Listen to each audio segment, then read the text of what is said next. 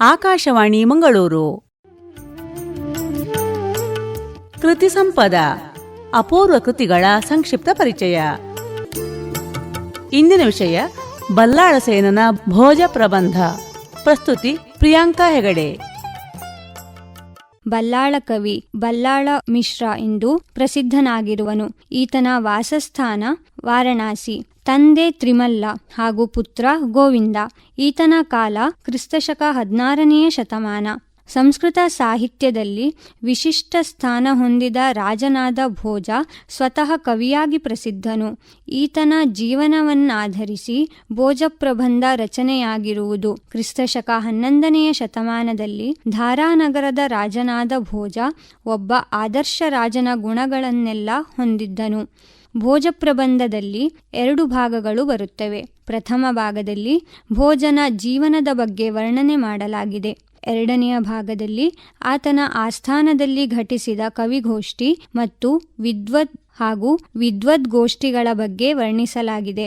ವಾಸ್ತವದಲ್ಲಿ ಬೇರೆ ಬೇರೆ ಕಾಲಘಟ್ಟದಲ್ಲಿ ಬರುವ ಕವಿಗಳು ಅನೇಕರು ಏಕಕಾಲದಲ್ಲಿ ಈತನ ಆಸ್ಥಾನದಲ್ಲಿದ್ದರು ಎಂದು ವರ್ಣಿಸಿರುವುದು ಚಾರಿತ್ರಿಕ ದೃಷ್ಟಿಯಿಂದ ವಿಶ್ವಾಸಾರ್ಹವಾಗದು. ಹೀಗಿದ್ದೂ ಕೂಡ ಕಾವ್ಯ ವಿನೋದದ ದೃಷ್ಟಿಯಿಂದ, ಮನೋರಂಜನೆಯ ದೃಷ್ಟಿಯಿಂದ ಜನಪ್ರಿಯ ಕೃತಿಯಾಗಿದೆ. 16ನೇ ಶತಮಾನದಲ್ಲಿ ಬಲ್ಲಾಳ ಸೇನನಿಂದ ರಚಿತವಾದ ಭೋಜಪ್ರಬಂಧ ಹಾಸ್ಯಪ್ರಧಾನ ಕಥೆಗಳ ಸಂಗ್ರಹವಾಗಿದೆ. ಈ ಪರಂಪರೆಗೆ ಸೇರುವ ಇತರ ಗದ್ಯ ಕೃತಿಗಳೆಂದರೆ ಶಿವದಾಸನ ಕಥಾರ್ಣವ, ವೀರಕವಿಯ ಕಥಾಗೌತುಕ, ಆನಂದನ ಮಾಧವಾನಲಕಥಾ, ವಿದ್ಯಾಪತಿಯ ಪುರುಷ ಪರೀಕ್ಷಾ ಮೊದಲಾದವು. ಭಾರತೀಯ ಕಥಾ ಸಾಹಿತ್ಯದಲ್ಲಿ ನೀತಿಗೆ ಅತ್ಯುನ್ನತ ಸ್ಥಾನವಿದೆ.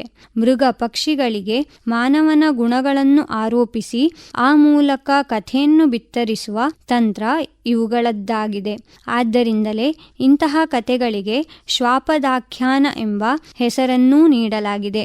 ಜೀವನದ ಅವಗುಣಗಳಾದ ದುರಾಸೆ, ಡಂಭಗಾರಿಕೆ, ವಂಚನೆ, ಮೋಸಕೃತ್ಯ, ಕೃತಘ್ನತೆ ಮೊದಲಾದವು ಇವುಗಳಲ್ಲಿ ಬಹಳ ತೀಕ್ಷ್ಣವಾಗಿ ಖಂಡಿಸಲ್ಪಟ್ಟು ದಯಾಪರತೆ, ಪೂಜ್ಯತೆ, ಕರ್ತವ್ಯನಿಷ್ಠೆ, ರಾಜನಿಷ್ಠೆ, ಪತಿ ಪತ್ನಿಯರ ಪ್ರೇಮ, ಆಸಕ್ತಿ, ಅನುರಾಗಗಳು ಶ್ಲಾಘಿತವಾಗಿವೆ.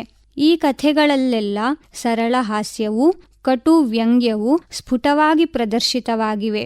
ಈ ರೀತಿಯ ಕಥೆಗಳಿಗೆ ಅತ್ಯುತ್ತಮ ನಿದರ್ಶನಗಳೆಂದರೆ ಪಂಚತಂತ್ರ ಮತ್ತು ಹಿತೋಪದೇಶಗಳು. ಭರತವರ್ಷದ ರಾಜ್ಯಗಳ ಮೇಲೆ ಆಗಾಗ ದಾಳಿ ಮಾಡುತ್ತಿದ್ದ ಮುಸ್ಲಿಂ ಆಕ್ರಮಣಕಾರರಲ್ಲಿ ಕುಖ್ಯಾತನಾದ ಕ್ರೂರಿಯಾದ ಗಜನಿ ಮೊಹಮ್ಮದನ ದಂಡುದಾಳಿಗೆ ಬಹುದೊಡ್ಡ ಅಡಚಣೆಯಾಗಿದ್ದವನು ಭೋಜ ಎಂದು ತಿಳಿದುಬಂದಿದೆ. ಸ್ವತಃ ರಾಜ ಭೋಜನೇ ಭಾರತೀಯರಿಗೆ ದೊಡ್ಡ ದಂತಕಥೆಯಾಗಿದ್ದಾನೆ. ಆದ್ದರಿಂದ ಭಾರತೀಯ ದಂತಕಥೆ ಭೋಜನನ್ನು ಮತ್ತೊಂದು ದಂತಕಥೆಯಾದ ಕಾಳಿದಾಸನೊಂದಿಗೆ ಸಂಯೋಜಿಸುವುದು ಸೂಕ್ತವೆಂದು ಭಾರತೀಯರ ಮನಸ್ಸು ಪರಂಪರೆ ಭಾವಿಸಿದೆ.